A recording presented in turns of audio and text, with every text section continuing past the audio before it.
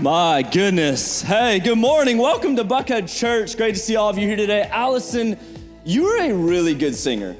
Just want to tell you that. It's not fair. But man, great to see all of you here today. If we've never got the opportunity to meet, my name is Matt, and I'm our college pastor and Next Gen director here at Buckhead Church. And awesome to see you, whether it's your first time in a long time, or you come all the time. We are so glad that you're here. And if it is your first time, we actually would love to connect with you today. And the best way we know how to do that is to connect with you on what we call the hub. And so you could go to buckheadchurch.org/the hub, or if you're in the room, you could actually just scan the QR code that's located right on your chair. You'll see a small, tiny QR code. You can scan that. It'll take you straight to the hub as well. But hey, you may have noticed when you walked in today that it's summertime, and it's summertime here at Buckhead Church, officially kicking it off today, and there's a lot of things happening around our campus. I was actually just talking to someone just a moment ago, and it's like, man, sometimes you go to places over the summer, and it's like, oh, it's summer, like not a lot's happening. You come here to Buckhead during the summer, and it feels like there's just a buzz around our campus.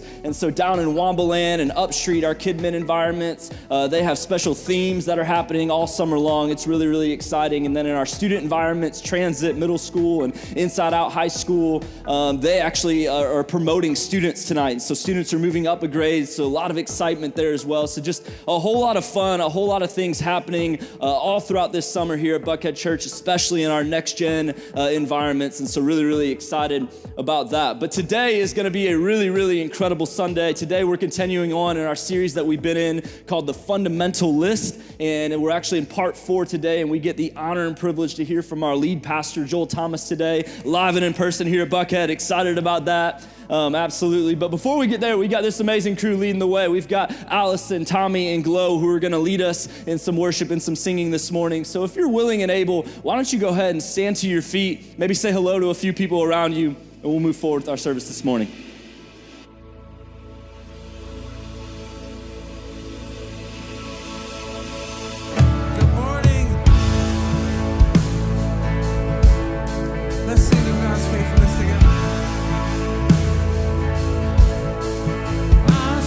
the world, and it couldn't fill me. Man's empty praise, treasures and faith are never enough. Then you came along, you put me back together. Now every desire is now satisfied here in your love. Come on, let's sing it. Oh, there's nothing better than you. There's nothing better than you.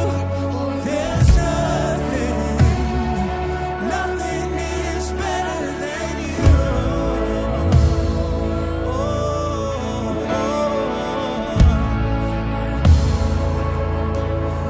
Now I'm not afraid to show you my weakness,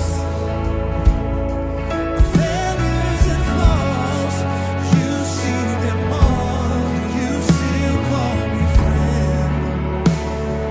Yeah, the God of the mountain. Yeah, the God of the valley. And there's not a place your mercy and grace won't find me again. Oh, there's nothing better than you. Oh, there's nothing better than you. Oh, there's nothing is better than you. Oh, there's nothing better than you. There's nothing, is better than, oh, there's nothing, yeah, nothing is better. Hey! If you know this part, sing it with us, sing. You turn mourning to dancing. You give beauty for ashes. You turn shame into glory. You're the only one. You turn mourning into dancing. Yeah. You turn shame for ashes. Turn my shame into glory. You're the only one. You turn praise into God.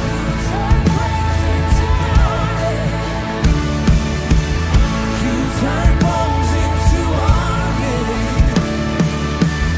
You turn seas into highways. You're the only one. You're the only one.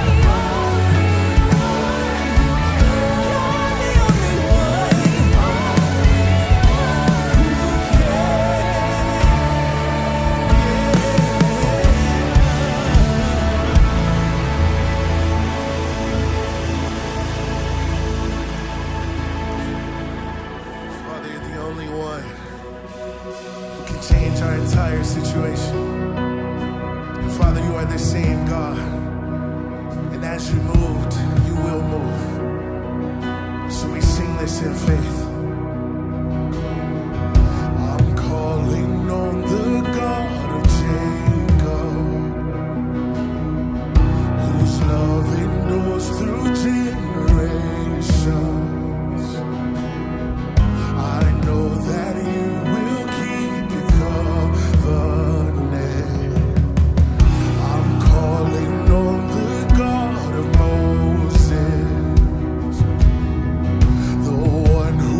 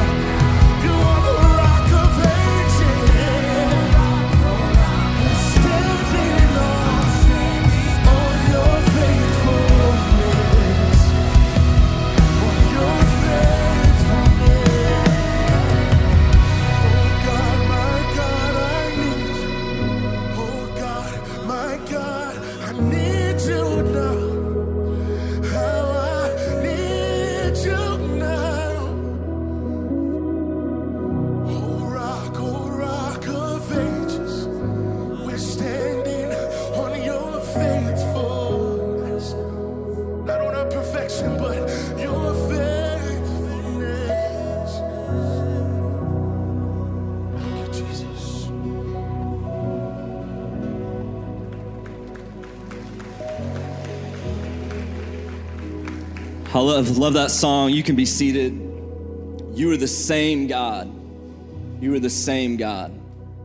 It's encouraging this morning to hear. A couple weeks ago, it was Sunday evening, and my family, my wife and my two little girls who were 2 and 4, we got to come to Inside Out, our high school environment that meets at 5 o'clock on Sunday evenings.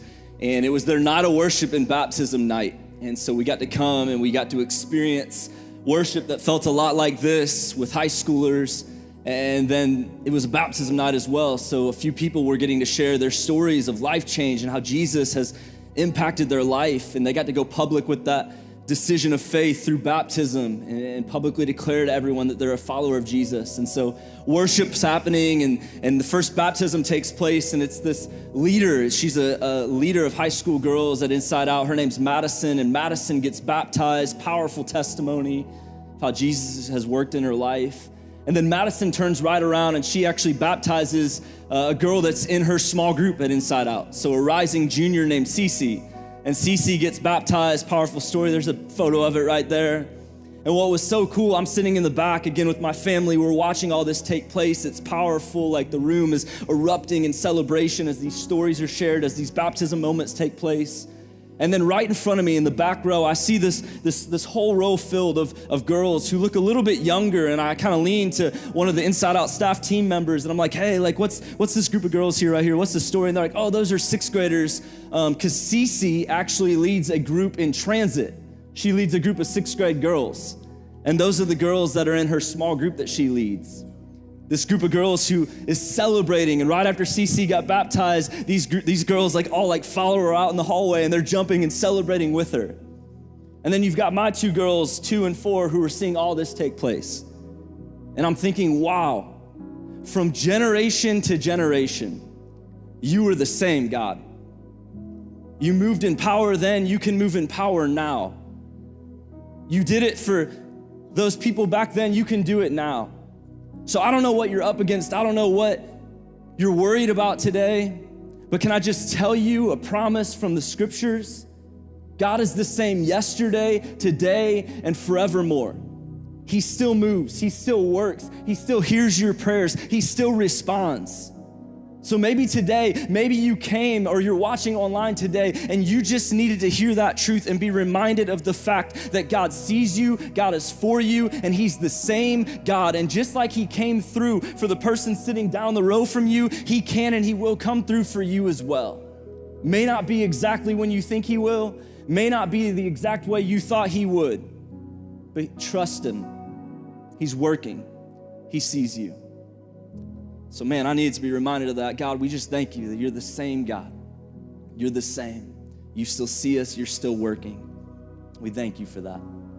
Hey, like we said, today we're in part 4 of this series called The Fundamental List. Our lead pastor, Joel Thomas, is gonna come up in just a moment and he's gonna lead us. Can't wait for us to get to hear this word. But before he comes, go ahead and turn your attention to the screens. Check out this video.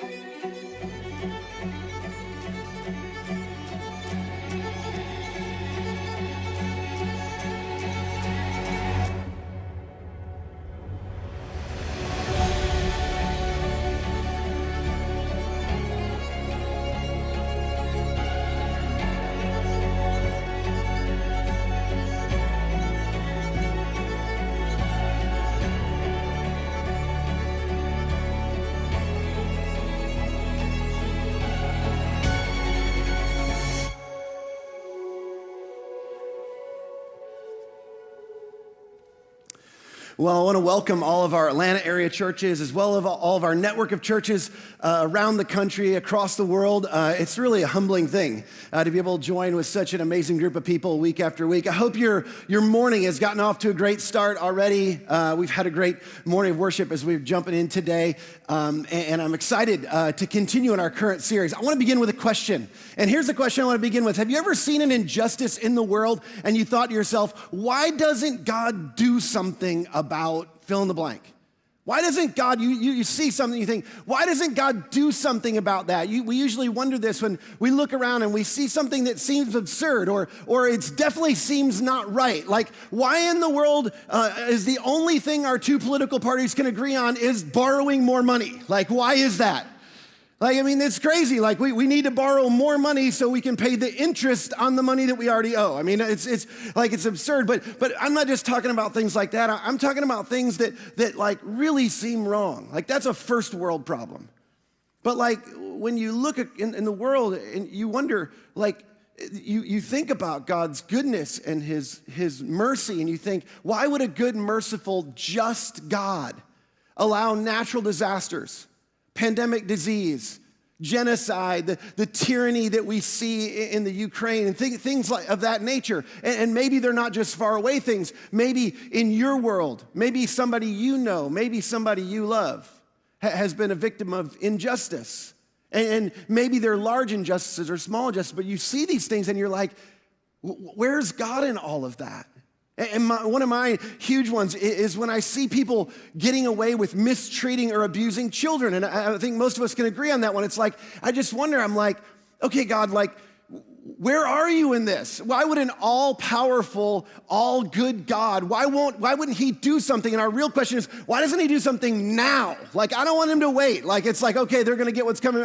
I'm not okay with that. Why don't you do something? Could you intervene and do something right now? And the truth is this is the reason many people have a difficult time believing in the God of the Bible, or a lot of people walk away from, or at least reevaluate their faith, and maybe that's you. Today, we're continuing our series, The Fundamentalist. And if you haven't been with us, we've been talking about recovering the essentials of our faith. And the question we're attempting to answer is, what is the bare minimum? What are the core things that you can't be or you can't do without to be a Christian, the way Christian was defined in the first century? Like, we've been asking the question, like, what's essential? What's indispensable? What's central to what we believe if you want to be a follower, not just a believer in Jesus, but what do you have to believe in order to actually be a follower of Jesus and be considered a Christian? What's essential? And then what's peripheral? What's not central? What's sort of debatable? What are the things that are cultural? Maybe the things that are heretical? Maybe the things that are definitely not fundamental that need to be left behind, because there's a lot of people in our world right now that are deconstructing, as Andy said a couple of weeks ago. He said that when what's peripheral or debatable or cultural, when that becomes central, the Christian faith for a lot of people becomes untenable. And it becomes something that it becomes like a burden that's pressed on them that they can't bear anymore. And they're just like, if I have to take on all of those things, because all these things just keep getting layered on to what it is to be a follower of Jesus or to be a Christian, if all those things are gonna get layered on, I just can't do it anymore. And we want to shed those things and walk away from it. So far in the Fundamentalist, we have a list of 3 things. We're 3 parts in. Today is part 4. And the very first one, we said, is central to all the other things. In fact, it's a reference point for everything else, and that is that Jesus is God's Son and our King. And interestingly enough, this is the only thing Christians have agreed upon since really the time of Jesus. I mean, a lot of the other things have been debated, but this is central. This is the core essential to our faith, that God sent his Son into the world. And he sent him to be our king, to be our leader, to be our ruler, to be the one that we surrender our lives to and to follow. In part 2, we talked about the fact that Jesus, when he came to illustrate and demonstrate what God's like. And this is really important, because you look around and you hear some stories and you hear people represent God, and you look at Christians in the world and you go, what is God like? And there's lots of representations, but the scripture says, in fact, Jesus said about himself, if you want to know what the Father's like, you look at me, you look at the Son.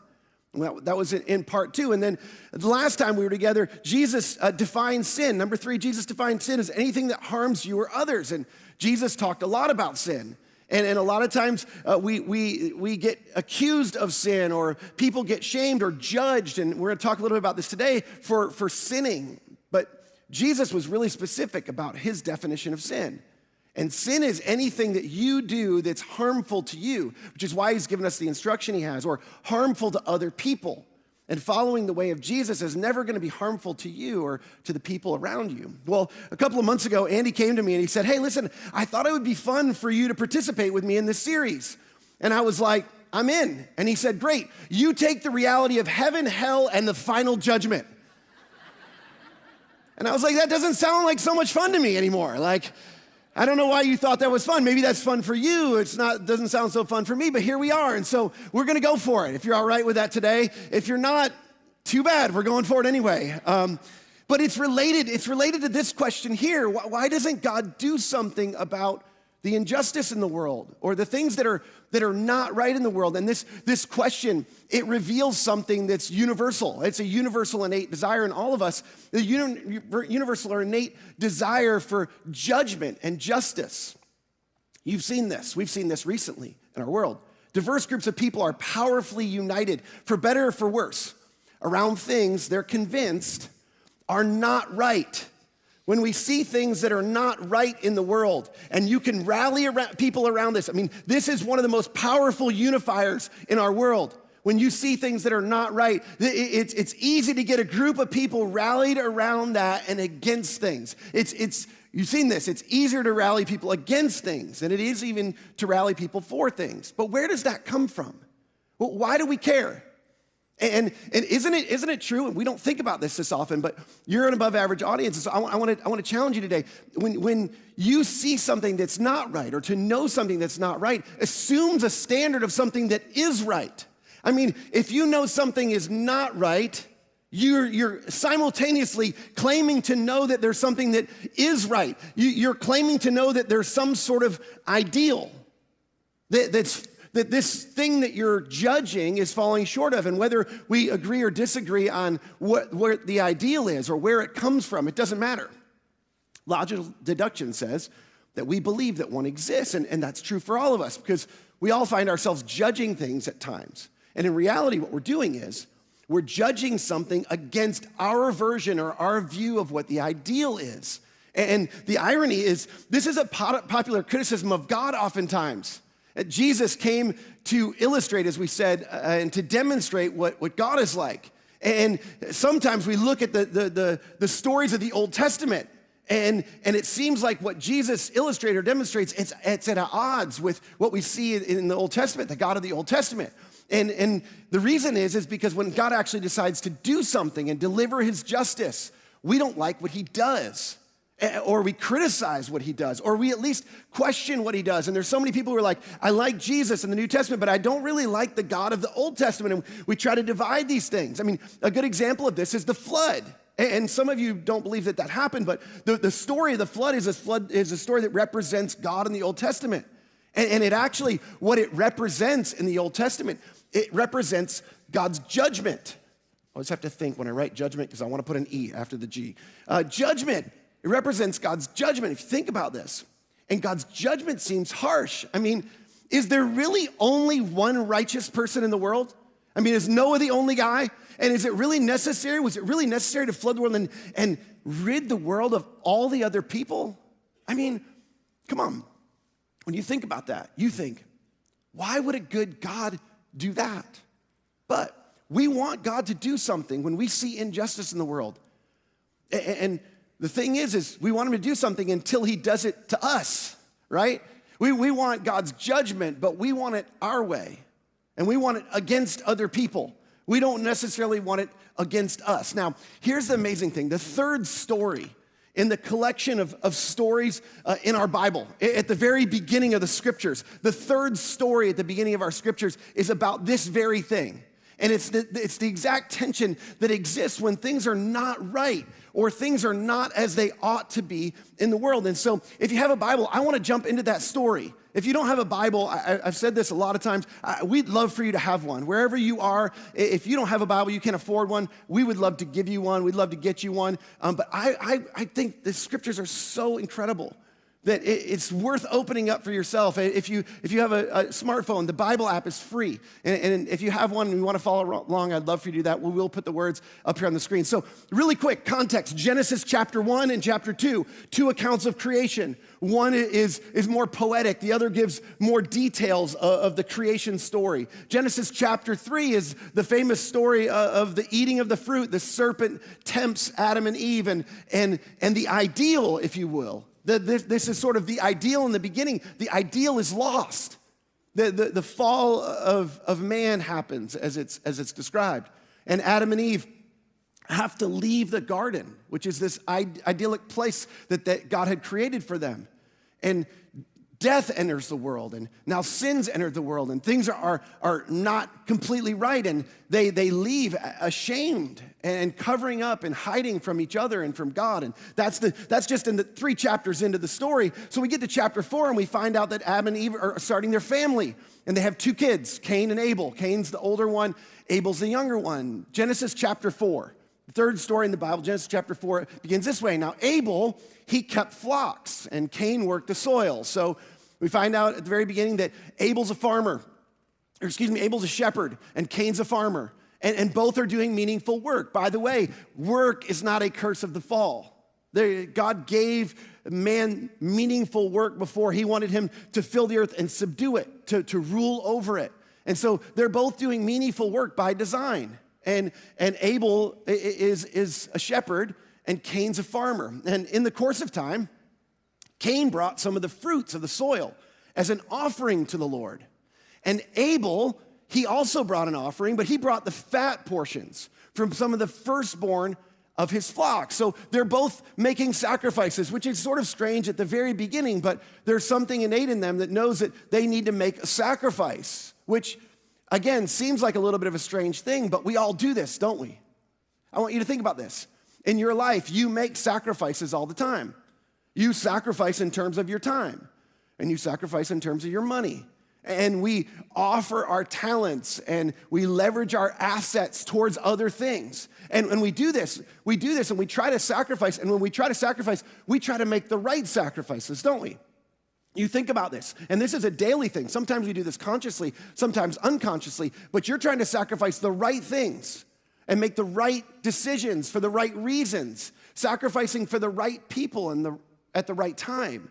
And you're doing this because you want things to go well for you. You want things to go favorably for you. So we want to prosper. We want to make the right sacrifices so that we can leverage the resources that we have so things that will go well for us. And we see in the story that Abel is making a sacrifice. Now, I don't, you have to kind of read between the lines here, but basically what this means when Abel's giving his first and best to God, he's making God the priority of his life. It says that he brought the fat portions, and he brought the firstborn of his flock. Abel's basically going, my priority, the first and best of mine, I'm going to give first to God. I'm going to see God as the priority of my life. And Cain, he makes a different sacrifice. And what Cain does is he just sacrifices sort of his leftovers. And Cain actually keeps the first and best for himself. And in many ways, it's sort of the same sin as in the beginning of creation. He sort of decides, no, I'm most important. This stuff that I have, it's for me first, not for God or for others first. And so this is how Cain and Abel decide to make their sacrifices. So the story goes on, and the Lord looked with favor on Abel and his offering. Of course he did. But on Cain and his offering, he did not look with favor. So here it is. This is it. God. Maybe for you, if you're new to faith or new to being a Jesus follower, I want you to think about this as the ideal. If you're not ready to embrace the story in its totality and who God is, in the story it's God, but the ideal is judging their sacrifices. And according to God's judgment, the judgment that God makes is that Abel's sacrifice is favorable. Abel puts himself in a position where he can be favored by God, and Cain's sacrifice is unfavorable, which, just side note and a little bit of a nerdy preacher thing, is I always used to get these guys mixed up, Cain and Abel, but you'll never get them mixed up again because Abel had the favor of God. That's why he was favorable. I got a little bit of applause on that one. He's favorable. So Abel, things are going to go well for Abel. This is he's got God's blessing, and his sacrifices are favorable. And even if you're not a Christian, you still believe that some sacrifices are more favorable than other sacrifices. You make some sacrifices that are unfavorable, and you sacrifice the wrong things, and things don't go well for you. And other times you sacrifice the right things and they go well for you. So obviously Cain, he doesn't like this. Cain gets very angry and his face is downcast, which is precisely what happens when you get judged, isn't it? When we feel judged, oftentimes we feel shame and we feel embarrassment when somebody calls us out. But that's vulnerable, and we don't want to seem vulnerable, especially when we're being judged, because that feels weak. And so with the corresponding emotion that's unvulnerable is anger. And so that shame or embarrassment, it often presents itself as resentment. And so this is what's happening with Cain is he's angry and his face is downcast and he doesn't want to look up towards God. He doesn't want to relate to God and the Lord. He comes to Cain and he said, "Why are you angry? And why is your face downcast?" Which, again, this is a strange thing. This isn't normal, but he's angry and he's downcast because he's being judged. That's exactly what happens when we're judged. And so Cain, he feels angry and he feels downcast, and God comes to him and he says, "Look, if you do what is right, will you not be accepted? And if you do not do what is right, sin is crouching at your door." He involves this idea of sin. If you do what's right, your sacrifice will be accepted, things will go well for you. But if you do not do what is right, sin's crouching at your door, and it desires to have you, but you must rule over it. It's sort of like, this is what God's response is. It's like, okay, Cain, duh. What'd you think was gonna happen? If you make the right sacrifices, and we know this, things typically go fairly well as they can go in a broken and difficult world, but things go typically well. But if not, if you don't make the right sacrifices, if you don't live in the right way, like you invite the consequences to your doorstep, is what he's saying. Like sin comes crouching at your doorstep, and here's the thing, these things will catch up with you eventually. They're at your doorstep, and you've invited them there because of the choices that you've made. Now, this is so important. There's sort of a subplot within the story. Cain's not just angry with God, and his face is not just downcast because of God. The sacrifice of his younger brother is judging him. The way his younger brother is living, the way Abel is living, is a tangible representation of the ideal way you should live, and the choices that you should make, and the decisions and the right sacrifices. And whether you believe these are two real people and this story happened or not, it doesn't even matter, because the story is exactly right. I believe the story because Jesus affirms it, but the human experience confirms it. Think about this. When your wife raves about how wonderful her friend's husband is, and he is, by the way, or when your kids talk about how great their friends' parents are, and they are, or when your boss highlights how competent your coworker is, and they are, you feel simultaneously, it says how insufficient, incompetent, or lame you are. And you may be, by the way, but this is how you feel, right? Isn't it? This is how you feel. Either way, we feel judged. And it doesn't feel good. And there's two options. The first option is we can be inspired by that. We can be inspired by the comparison that we sometimes think is unfair and it's something that shouldn't be made. But we can either be mad about that and be angry about that and feel judged about that, or we can decide to be inspired and reach towards the ideal and stretch the best we can, or we can do what Cain does. Now, Cain said to his brother Abel, he said, let's go out in the field. And while they were out in the field, Cain attacked his brother Abel, and he killed him. See, you can either stretch towards the ideal, or you can try and rid it from your life. And the Lord said to Cain, he said, where's your brother Abel? And Cain says, I don't know. He replied, am I my brother's keeper? And some of you didn't even know that. That came from the Bible. Am I my brother's keeper? Which is a phrase that's lived on into the world. It's sort of this, this isn't my responsibility. And the Lord asks this question. He says, what have you done? What have you done? Which this is a really important question. It's a question that's relevant for you and for me. And so what has he done? Literally, he's killed his brother, but functionally, instead of choosing to make a more favorable sacrifice, which was an option for Cain, by the way. It's not like he's completely out of favor with God forever. It's like you can change, you can course correct, you can begin to make the right sacrifices, favorable sacrifices. But Cain decides not to do that. Instead of doing that, he attacks and he eliminates the thing that represents the ideal that's judging him. And he destroys the judge because he resents it. We do this too.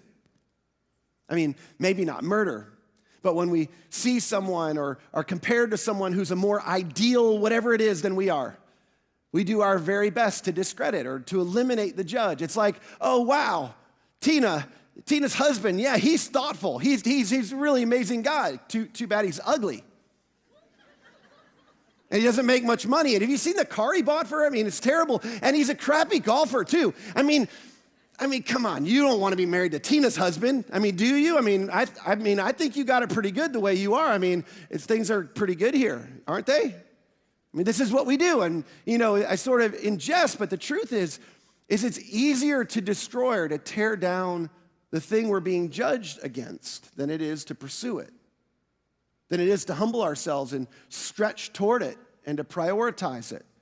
And if that's all there was to this story, that's more than enough. It's more than enough for us today. But most people don't know what happens next in the story. In fact, most church people who've been around church their whole life, because the second part of the story is not what gets highlighted, but the second part of the story is the most important part of the story. God comes back and he says, listen, your brother's blood, it cries out to me from the ground, that's just a haunting phrase in general. He says, now look, you're under a curse. And you're driven from the ground, which opened its mouth to receive your brother's blood from your hand. And when you work the ground, it will no longer yield its crops for you. And you will be a restless wanderer on earth. Now, as haunting as that language is, I actually read that and I go, wait, what? I think he's letting him go. It seems like Cain's getting away with it. Is anybody with me? Just think about it for a second. He's killed his brother, and he basically just lost his job. That's it. Really? Okay, just all-powerful God. That's how you're going to deal with this situation? Is anybody with me? Maybe I'm the only crazy one. Anybody here, by show of hands, at all of our locations, wherever you are, this is important. Does anybody else think Cain deserves a harsher punishment than losing his job? Anybody with me? Raise your hands real high. Okay, I want you to look around. Raise your hand. No, keep your hands up. If people don't have their hands up, you should be suspicious of those people. Cain killed his brother, people. But look what Cain says. Cain says to the Lord, my punishment is more than I can bear, which is like what me and my brother used to say to my mom when she would deliver the discipline in our household that did not bother our backside whatsoever because we didn't want judgment from our dad. It's like, oh no, it's more than I can bear because I don't want any more, but this is really not that big a deal. It's like, that's what I would expect him to say. He goes on, today you are driving me from the land and I will be hidden from your presence and I will be a restless wanderer on the earth. And whoever finds me will kill me. Okay, maybe God's a little smarter than I thought he was. And justice will be served. But the Lord said to him, not so. Anyone who kills Cain will suffer vengeance 7 times over by my hand. And then the Lord put a mark on Cain so that no one who found him would kill him. Now, I struggled with this for a long time. I've thought about this for a long time, and I read and I listened to a lot about this. Why would God do that? Why would God protect Cain? And the best I can tell is it's because of God's grace. Yeah, his grace for Cain, but more than that, I think even more, yes, it's extraordinary grace towards Cain, but I think even more than that, it's towards those who would want to take up the cause of Abel. It's Abel's family who would be tempted towards retribution. I want you to think about this for a minute. I mean, this is way more relevant for us. Murder or injustice, or when people are discriminated against or people are hurt, it provokes and promotes revenge, doesn't it? It causes us to want to do something to get back at or to avenge the people that we love. And Abel has a family and he has descendants. We know this. And they're going to be tempted to go after Cain. I mean, that's natural and that's normal in the broken, fallen world that we live in. But tolerance for retribution, it destroys societies. When anybody and everybody can take justice into their own hands, it destroys people and it destroys society. Playing judge and taking justice into their own hands just makes Abel's family just like Cain. And God doesn't want that for them. See, the role of a just judge is too much for any one of us to bear. That's why in our societies we have juries. And even in that, if you ask people who've been on a jury, if they've been in a really difficult trial or a murder trial or something where you're to determine somebody's future and the justice for somebody else, and you're not sure what the answers are. If you ever talk to somebody in those situations, I mean, you wrestle and you struggle and you lose sleep and you can't eat. I mean, these are difficult things. It's because we weren't designed for that. You weren't designed to be a just and a final judge of anything. And we're not good at it anyway, right? How many times have you prejudged or misjudged somebody or something unjustly? I mean, just last week, my two boys, we have bigs and littles. We have teenagers and we have two little guys, our 9 and 7-year-old. And the 9 and 7-year-old coming running in the room, and I heard them fighting in the other room. They come running in. The 7-year-old's crying. The 9-year-old's running behind him to make sure he tells the right story. And the 7-year-old comes in, the provoker, I'll call him. He comes running in, and I've seen this 1,000 times before. I know exactly what's happening. So before he even starts, I just jump in and I go, tell me, what did you do to your brother? I know you did something, you know, I just go off and I let him have it. And my 9-year-old goes, no, that's actually not what happened, Dad. I started it. And I'm like, I am not worthy to be your dad. And so I started apologizing to my 7-year-old. And the truth is we're not good at this. We're quick to judge. We judge incorrectly. We misjudge. So here's the thing. God puts an end to this right away. He despite Cain's appalling crime against his brother, no one's going to seek retribution against Cain or else. Nobody can do that. And then this is the strange part. We don't have time to look into this today, but the strange part of the way that this part of the story ends is Cain, on brand, by the way, he continues sinning, and he decides he's going to continue to act as if he's God, which again is the same sin as in the gardens, the first sin. And if God's going to avenge him 7 times, he's going to avenge his kids 7 times because he's like, this isn't going to end with me. And Abel's kids might take retribution against my kids. And so if somebody touches one of my kids, I'm going to avenge them 7 times. And my grandkids, I'm going to avenge them 77 times.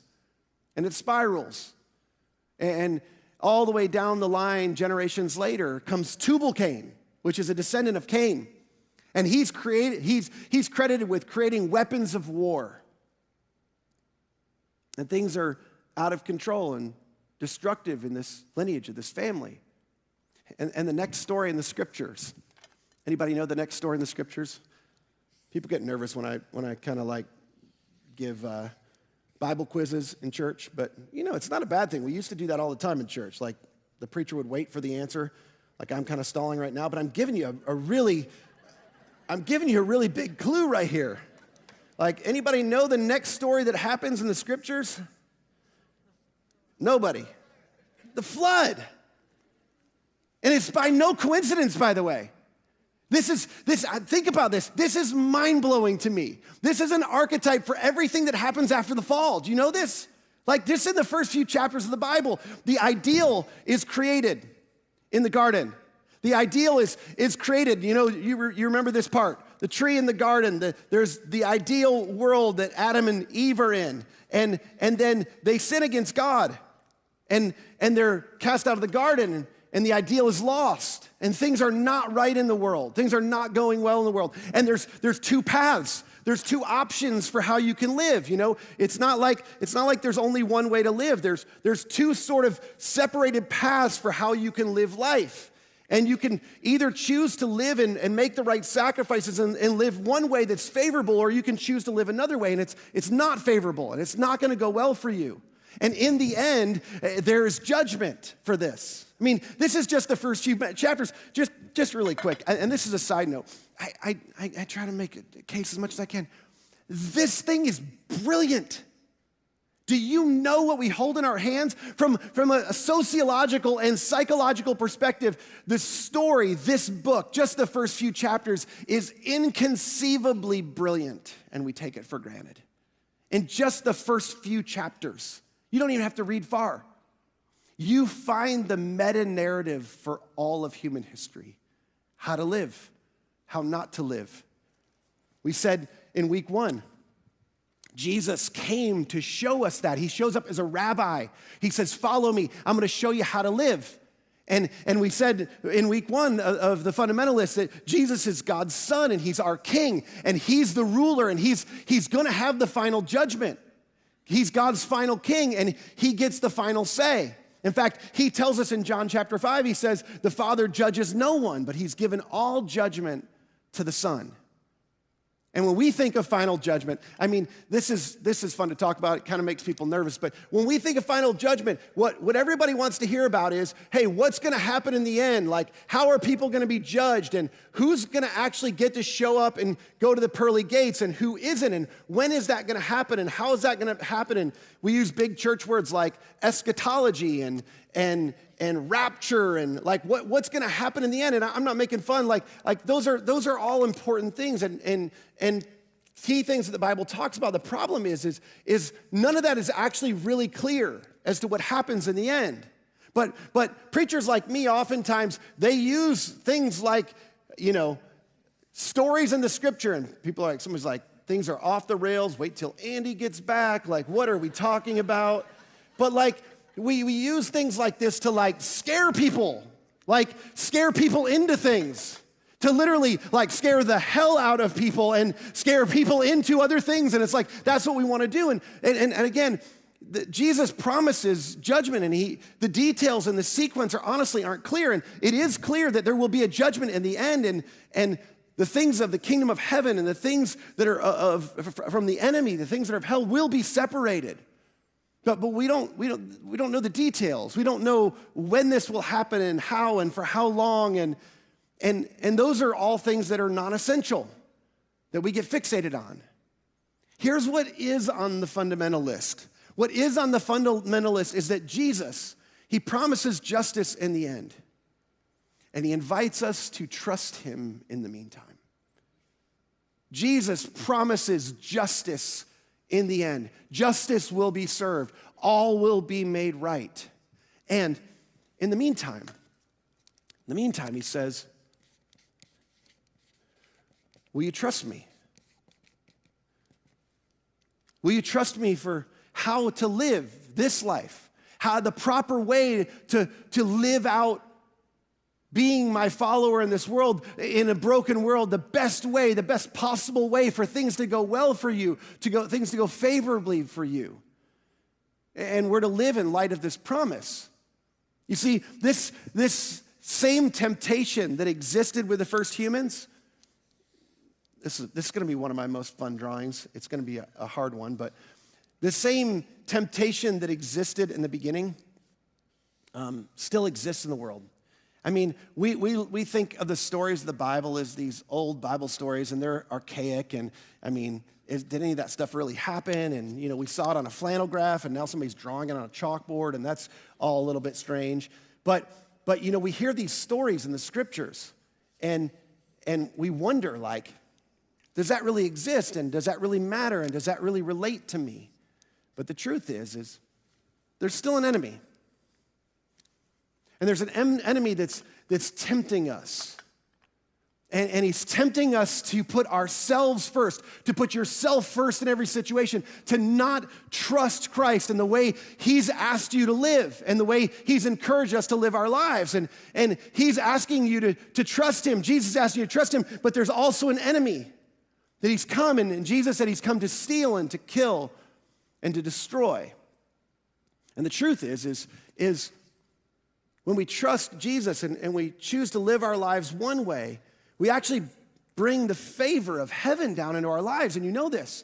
You bring good things. When you follow the way of Jesus, things go well for you, and they go well for people around you. But we also have done this. A lot of us have brought hell up into our lives by making the choices we've had, and by no other fault of anybody but ourselves. And in some cases, you've experienced the fault of other people's decisions, but many of us have experienced bringing hellish things and circumstances up into our own lives and into our relationships because the way we've lived, and you know this, and you've seen it. Some of you have experienced this. That trusting Jesus to be the final judge and bring ultimate justice is choosing to follow his way in the world, choosing to follow the way he taught us to live. And in fact, Jesus taught us all sorts of things. He taught us not to return evil for evil. He taught us to turn the other cheek. He taught us to be generous. He taught us to go the extra mile, to love our enemies, to pray for those who persecute us, to put others first, to live for later as if we really believe that he's going to bring justice and that there is eternal ideal waiting for us one day. See, trusting him to bring justice to all things is not doing nothing. There's all sorts of things he's taught us about how to live our lives. But, as Apostle Paul tells us, we must all stand before Christ to be judged one day. We will each receive whatever we deserve for the good or the evil we have done in this earthly body. This isn't to torture, to torment, or to terrify anybody. It's to encourage us, to provide hope. Nobody gets away with anything. Everyone will give an account. Which at this point, this is where people try to scare people. The truth is as Christians, for eternal salvation, we're going to be judged on the basis of Christ. In fact, that's what we're going to talk about next week in part 5. It's all about that. But the truth is, we will still all give an account for how we've sacrificed and prioritized and followed and chose to trust him in the meantime. Each one of us will give an account. Recently, I went through a really difficult thing, and it wasn't, very public. It's actually a really personal thing, and I had a friend, I had a good friend that I trusted, and I, years ago, invited him into a circle of friends, and it's a circle of friends with people that I trust, and we share things with, and in that group, we have meaningful discussions about how to lead church, a group of pastors, and this friend decided to betray the confidence of the group, particularly to betray me, because I invited him into the group. And it cost another friend of mine significantly. Like all sorts of terrible things were said about this person. And I was mad because I feel like, hey, I brought you into this group and now your decisions are hurting somebody I care about and somebody I love. And it consumed me for weeks. Some of you have experienced things like this. In fact, it bothered me more than the person that he targeted. It just consumed me. I actually, full confession, I didn't plan to tell you this, but I drafted several posts. I was ready to go public. I was going to go after this person, and I got enough followers, people are going to know. I'm going to take this on. And then I was reminded, he's going to give an account. But so will I. And it's not mine to judge. I'm not a just judge. I don't deliver justice rightly. This is important. You don't hear anything else. You will not be rewarded. We will not be rewarded for how well we judge other people. But we've gotten good at it as Christians, haven't we? You're not going to be rewarded for that. Only the one who made the ultimate sacrifice has earned that right. You see, when God's final king came into the world and he decided to come and deliver his justice, which is extraordinary, he came into the world and he said he came to serve. And he came into the world, he said, I'm a shepherd, and I'm the good shepherd. And instead of exacting his justice, he delayed it. He chose to delay his justice. And he delayed his justice so that everyone who hadn't lived properly, who hadn't made the right sacrifices, who hadn't made the right decisions, who hadn't lived perfectly, who hadn't experienced the things of heaven that could go well for them and favorably for them in life, that have pulled hell up into their lives, those people would have the opportunity to turn to him and receive his sacrifice. And he called himself the Good Shepherd who came to lay his life down for his sheep. And in doing so, he earned the right to be trusted. Fundamentalist number 4, Jesus promised justice in the end, and he invites us to trust him in the meantime. Let me pray for you. God, I just pray that we get this one. Oh man, we need this so bad. We need to remember this. So many people in the world who've been pushed away or reevaluating or walking away from their faith because how they've been judged by people who are supposed to represent you.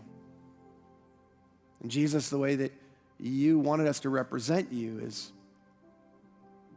through our sacrifice, through love, showing itself, expressing itself in the way we sacrifice for other people, the way we put people first, the way we prioritize you and your way in our lives.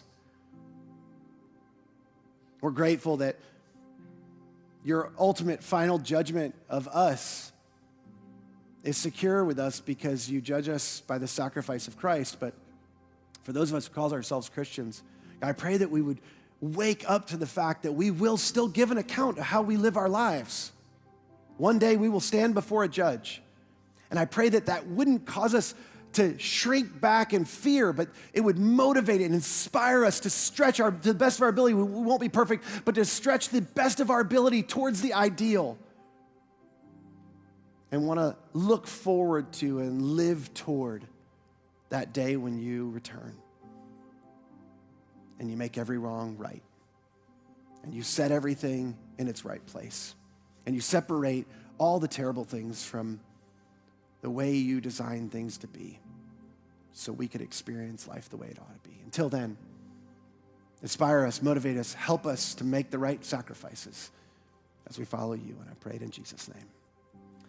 Amen. Amen.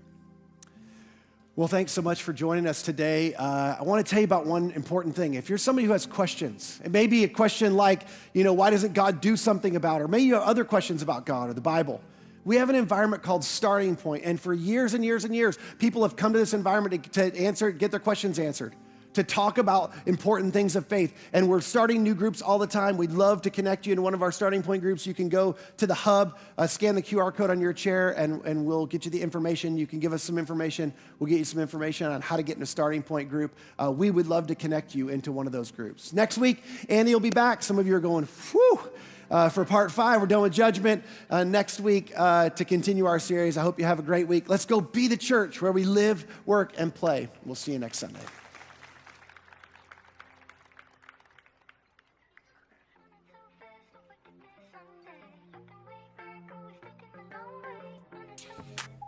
Thank you.